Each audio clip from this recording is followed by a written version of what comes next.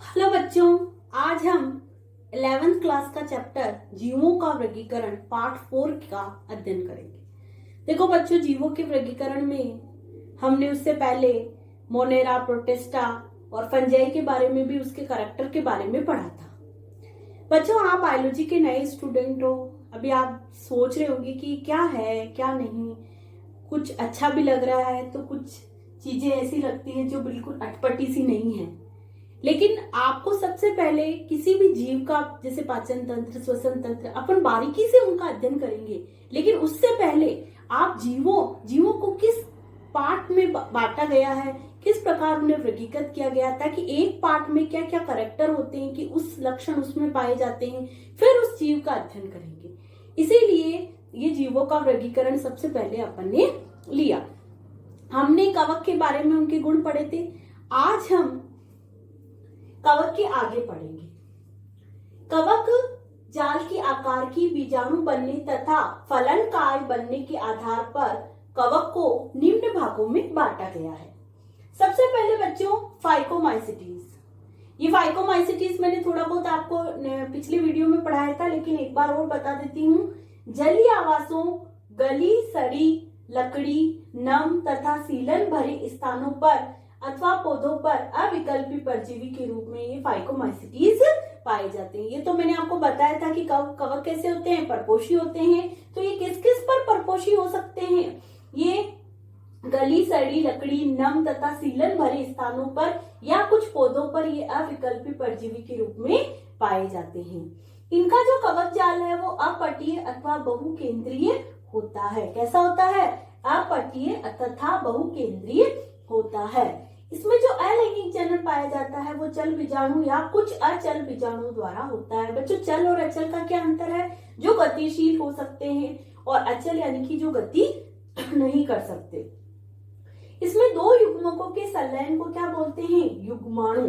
यानी कि दो युग्मक है, दो होते हैं, दो बीजाणु है, जिसमें एन और एन दो गुणसूत्र पाए जाते हैं, एन और एन, और दोनों मिलेंगे तो 2n हो जाएंगे। क्या बन जाएंगे? युग्माणु बन जाएंगे। एग्जाम्पल इसका है म्यूकर, राइजोपस और एल्बुको। क्या? हाँ बच्चों, इसके बाद में एस्कोमाइसिटीज, इसे थैलीफंजाई भी कहते हैं। क्या बोलते हैं इसको? थैलीफंजाई। ये मृतजीवी, अपघटक, परजीवी तथा पशु विष्ठा पर उगने वाली होती है। जो पशुओं की विष्ठा होती है, गोबर वगैरह, उसके ऊपर ये एस्कोमाइसिटीज उगती है। कवक जाल इसका शाखित अथवा पट्टी होता है। बच्चों, पट्टी का मतलब क्या होता है कि जो भी कवक होते हैं उसके अंदर इस तरीके की पटनुमा संरचना पाई जाती है। एक सेल के मध्य ये इसको अलग करिए, इसको अलग करिए, इनको सेप्टम या पट कहते हैं। तो वैसा पट जो होता है इसके अंदर पाया जाता है। जबकि अपन ने फाइकोमाइसिटीज में पढ़ा कि वो कैसे होते हैं? अपटीय होते हैं। अलैंगिक बीजाणु उसमें कॉनिडिया द्वारा होते हैं। इनके बीजाणु को क्या बोलते हैं? कॉनिडिया बीजाणु बोलते हैं। एस्कोमाइसिटीज के बीजाणु को क्या बोला जाता है? कॉनिडिया बीजाणु बोला जाता है। कॉनिडिया अंकुरित होकर कवक जाल बनाते हैं। इसमें लैंगिक बीजाणु जो होता है वो एस्कस बीजाणु होता है, जबकि अलैंगिक बीजाणु कॉनिडिया होता है। किसके अंदर? एस्कोमाइसिटीज के अंदर। यह आपको याद रखने लायक बात है और इम्पोर्टेंट भी है कि एस्कोमाइसिटीज के अंदर जो होता है वो अलैंगिक बीजाणु का होता है, कॉनिडिया होता है, और लैंगिक बीजाणु क्या होता है? एस्कस बीजाणु होता है। इसका एग्जाम्पल होता है न्यूरोस्पोरा। न्यूरोस्पोरा जिसे पादप जगत का ड्रोसोफिला भी कहा जाता है। क्या बोलते हैं इसको? पादप जगत का ड्रोसोफिला कहा जाता है। तो बच्चों, अपन ने फाइकोमाइसिटीज पढ़ा, दूसरा अपने एस्कोमाइसिटीज है, और तीसरा हम देखेंगे बेसिडियोमाइसिटीज। ये क्या है? ये मिट्टी, लट्ठे तथा वृक्ष के ऊंटों पर तथा सजीव प्लांट के अंदर परजीवी के रूप में ये उगते हैं। आप देखते हो कि कभी कभी लकड़ी की पड़ी रहती है, बहुत दिनों तक बारिश हो जाती है, उसके ऊपर कुछ प्लांट उगने लग जाते हैं। वो इसी तरीके ये कौन क्या होते हैं? बेसिडियोमाइसिटीज। कवक जाल कैसे होते हैं? इसके शाखित तथा पट्टी होते हैं। इसका जो कायिक चलन होता है वो खंडन विधि के द्वारा होता है, यानी कि इसके अंदर कुछ खंड पाए जाते हैं और हर पार्ट अलग होकर नए जीव का निर्माण करता है। इसके अंदर जो कायिक कोशिकाओं के संलयन से बेसिडियम बनता है और बेसिडियम फिर विभाजित होकर 4 बेसिडियम बीजाणु बनाता है। इसका एग्जाम्पल है एगेरिकस, जिसे मशरूम बोला जाता है, अस्टिलोगो और पक्सीनिया। इसका एग्जाम्पल है एगेरिकस, अस्टिलोगो और पक्सीनिया। जो मशरूम की खेती होती है, आप देखते हो मशरूम खाने की सब्जी के रूप में भी काम में लिया जाता है और बहुत महंगी सब्जी के रूप में भी आता है, वो क्या है, बेसिडियोमाइसिस। हाँ तो बच्चों आगे जो है कवक के बाद में हम लेते हैं पादप जगत। अब पादप जगत नाम से स्पष्ट है, आप सब जानते हैं पादप जगत में वह सभी जीव आते हैं जो यूकेरियोटिक होते हैं और जिनमें क्लोरोफिल पाया जाता है। यानी कि पादप जगत वह जगत होंगे जो यूकेरियोटिक के अंदर तो आते हैं लेकिन उनमें क्या पाया जाता है, क्लोरोफिल प्रेजेंट होता है। पादप जगत को भी 5 भागों में बांटा गया है, शैवाल, ब्रायोफाइटा, टेरिडोफाइटा और जिम्नोस्पर्म, जिसके बारे में हम किसी नेक्स्ट अध्याय में पढ़ेंगे। कौन कौन से हैं, शैवाल, ब्रायोफाइटा, टेरिडोफाइटा और जिम्नोस्पर्म। अब पादप जगत की एक विशेषता होती है कि इसमें पीढ़ी एकांतरण पाया जाता है। क्या पाया जाता है, संतति एकांतरण या पीढ़ी एकांतरण पाया जाता है। वो क्या होता है कि देखो बच्चों, जब कोई युग्मनज बनता है, नर व मादा आपस में मिलते हैं तो युग्मनज बनता है।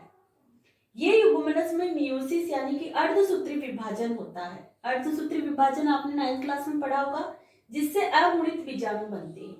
ये अगुणित बीजाणु युग्मोद्भिद बनाता है और इस युग्मोद्भिद पर नर व मादा का निर्माण होता है, फिर से युग्मनज बनता है, मियोसिस होता है और अगुणित बीजाणु बनते हैं। ये संतति एकांतरण या पीढ़ी एकांतरण कहलाता है। इसमें जो द्विगुणित युग्मोद्भिद और अगुणित युग्मोद्भिद दोनों बनते हैं। तो ये पादप जगत की विशेषता है। फिर लास्ट में आता है अपना जंतु जगत, जिसे एनिमेलिया बोलते हैं। ये विषम पोषी होते हैं और यूकेरियोटिक होते हैं। जंतु जगत के बारे में वैसे अगले अध्याय में हम बहुत स्पष्ट रूप से पढ़ेंगे, बस इसका पार्ट है इसलिए थोड़ा सा देख लेते हैं कि ये बहुकोशिकीय होते हैं। इसमें भोजन जो होता है ग्लाइकोजन अथवा वसा के रूप में संग्रहित रहता है। इससे आगे देखो बच्चों, ये अपना पूरा कंप्लीट हो गया है, मोनेरा, प्रोटिस्टा, फंजाई, प्लांटी और एनिमेलिया कंप्लीट। इसके बाद में आपकी बुक में वायरस और लाइकेन और विरोइड दे रखे हैं। तो वायरस के बारे में आप अच्छे से देखें, वायरस नाम से स्पष्ट है, आपको पता है कि वायरस क्या होता है। वायरस सजीव और निर्जीव के बीच की कड़ी कहा जाता है। जब वायरस शरीर के बाहर होता है तो वो क्या होता है, एक्टिव नहीं होता है, लेकिन जैसे ही वो शरीर के अंदर जाएगा वो अपनी संख्या बढ़ा देता है और एक्टिव हो जाता है। जैसे अभी आप सबको पता है, आज अपनी क्लासें भी किस वायरस के कारण हो रही है, कोरोना वायरस के कारण। ये वायरस क्या होते हैं कि जब शरीर के बाहर रहते हैं तो निष्क्रिय रूप से रहते हैं, निर्जीव रहते हैं, लेकिन जैसे ही इसको शरीर के अंदर प्रवेश कर जाते हैं तो ये क्या हो जाते हैं, सजीव हो जाते हैं। इस वायरस की संरचना देखिए, इसका जो इस तरीके की इसकी संरचना पाई जाती है। इसका ये हेड होता है, ये कॉलर होती है और ये इसकी टैल कहलाती है। वायरस अकोशिकीय जीव होते हैं, इनमें अनुवांशिक पदार्थ पाया जाता है जो डीएनए अथवा आरएनए होता है। अनुवांशिक पदार्थ क्या होता है, जो एक पीढ़ी से दूसरी पीढ़ी में गुणों का स्थानांतरण करते हैं। इसके चारों तरफ आवरण पाया जाता है जिसे कैप्सिड कहा जाता है। वायरस के द्वारा बहुत सारे रोग होते हैं, अब तो आपको याद ही रहेगा कि एक तो रोग कोरोना होता ही है, इसके अलावा मम्प्स, चेचक, हर्पिस वायरस, इन्फ्लुएंजा और एड्स जो बहुत रोग भयंकर रोग होता है वो इस वायरस के कारण ही होता है। तो वायरस की संरचना आपको स्पष्ट रूप से नजर आ गई होगी कि इसके अंदर ये इसका हेड है, ये इसकी कॉलर है और इसका टैल भाग पाया जाता है। इसके ये जो इसका आवरण होता है इसको कैप्सिड कहते हैं। इसके अंदर डीएनए अथवा आरएनए अनुवांशिक पदार्थ के रूप में पाया जाता है। आगे हम बच्चों विरोइड और लाइकेन के बारे में देखेंगे। बच्चों विरोइड और लाइकेन क्या होता है, अब विरोइड के बारे में देखें। 1971 में टी.ओ. डायनर ने वायरस से भी एक छोटा कण खोजा जिससे रोग होता था पोटैटो स्पेंडल ट्यूमर। ये रोग होता था, ये वायरस से भी छोटा कण होता है। लेकिन वायरस और इसमें क्या अंतर है कि इसके अंदर वायरस की तरह आरएनए या प्रोटीन आवरण नहीं होता है।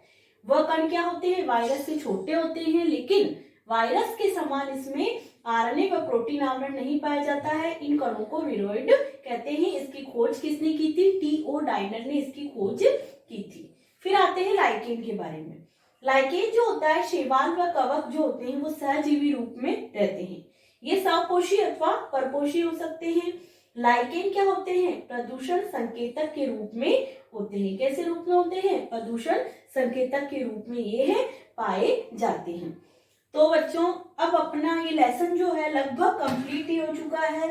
अब आपको मैंने होमवर्क के रूप में मैं आपको एक फोटो भेज रही हूँ। फोटो में जो क्वेश्चन मैं आपको दे रही हूँ वो आपको अपनी होमवर्क कॉपी में करना है और मैं आशा करती हूँ कि ये आपको समझ में आया होगा। धन्यवाद।